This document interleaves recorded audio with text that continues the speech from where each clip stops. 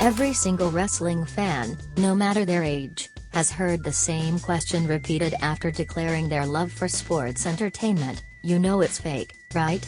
It's a common refrain, and one that, more than anything else, is meant to criticize wrestling fandom. It's not so much you know it's fake, right? As it is, how can you watch that garbage? It's a statement that seeks to devalue wrestling, to suggest that it's lowbrow television that's catered to children and man-children. Underneath the veiled disdain is an intriguing topic of discussion. Professional wrestling, or sports entertainment, is unlike anything else on television in terms of how it can, or cannot, be categorized. It's athletically demanding, but it's not exactly a sport. It's fictional, but not necessarily episodic or organized into proper seasons. Some of it's pre-taped and some of it's performed live on television.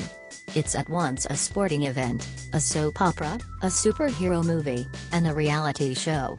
Perhaps more than any other art form, wrestling, and particularly WWE, actively engages with its own fakeness and explores the notion of what's real in terms of sport and art. WWE, and professional wrestling more generally, thrives on constructing, exploiting, and engaging with the meaning of reality. It's part of the appeal, and clearly there's appeal, because WWE Monday Night Raw is consistently one of the highest-rated programs on television and actively competes with the Goliath that is Monday Night Football during the NFL's regular season. While wrestling is both fake and real at once, how WWE constructs and exploits the notion of what's real and what's fake is complicated. WWE has a variety of programs on network television and streaming on the WWE Network, its own Netflix-style subscription service composed of original and archived content, but 3 of its most popular shows are indicative of the various ways in which WWE constructs and interrogates the notion of reality. There's Monday Night Raw, the company's flagship show and most prominent example of its in-ring entertainment. There's the USA Network's Tough Enough, a reality competition complete with judges and trainers, where amateur wrestlers compete for a WWE contract. Then there's the smash hit Total Divas, airing on E!, which is a behind-the-scenes look at the lives of WWE divas. Each of these programs engages with reality in different ways, and maybe not in the ways you'd expect. Both Tough Enough and Total Divas are billed as reality shows. This is 2015, so we know that a reality show doesn't mean everything is real, but both shows purport to be an inside look at the business of professional wrestling. Tough Enough looks at what it takes to become a WWE superstar or diva, the names for the male and female talent on the roster, while Total Divas is the natural extension of that journey, a look at what it's like to actually work for the WWE, to wrestle around the world for upward of 300 days a year. Despite the reality label, these 2 shows are by far WWE's most fictional creations. Tough Enough has more in common with Big Brother than it does any sort of athletic competition, with many of the chosen amateurs essentially angling to be on TV in some capacity. Total Divas is certainly more realistic in the sense that it goes behind the scenes of WWE, but it's still a neat and tidy portrayal of the company.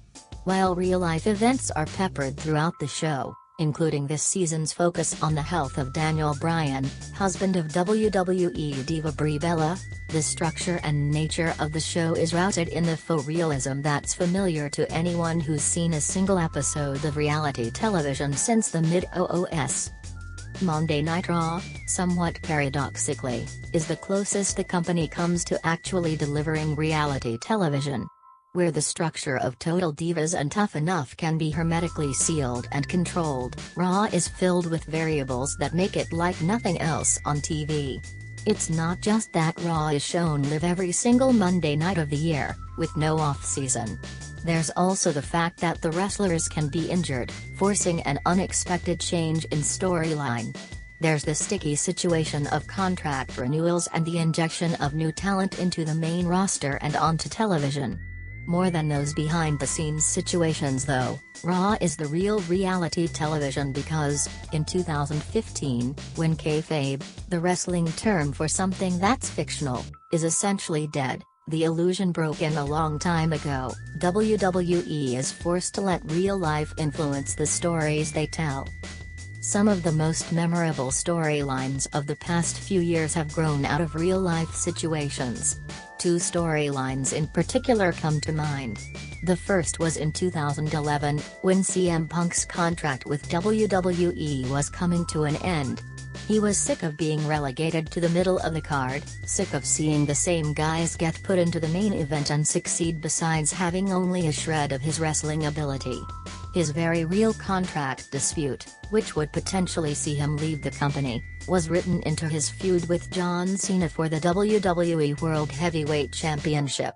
Most famously, Punk, on an episode of Raw, was given a microphone and told he had free rein to go out on the ramp and say what he had to say. Later labeled the pipe bomb promo, Punk ripped into WWE's culture of complacency and corporate ass-kissing. It was a huge moment that reverberated in mainstream popular culture and is evidence of how WWE's most realistic product is the one where a bunch of guys in tights fake punch each other. The most recent example is the story of Daniel Bryan, who in 2014 had all the crowd support a superstar could ever want. In wrestling terms, he was seriously over, the most popular guy in the company, his Yes movement branching out into mainstream popular culture and the sports world. At the start of 2014 though, WWE had little faith in him being a legit champion, his size and look too far removed from the typical musclemen that came before him.